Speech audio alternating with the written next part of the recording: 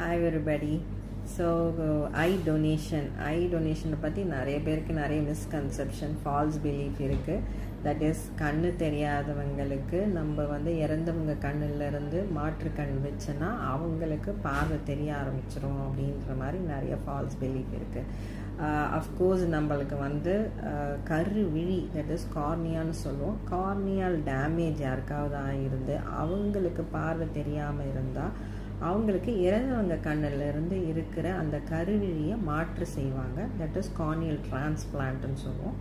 So அது பண்ணுறதுனால பார்வை இழந்தவங்களுக்கு திரும்பி பார்வை கிடைக்கும். அந்த கருவிழினால் பார்வை இழந்தவங்களுக்கு மட்டுமே உங்களுக்கு பார்வை கிடைக்கும்.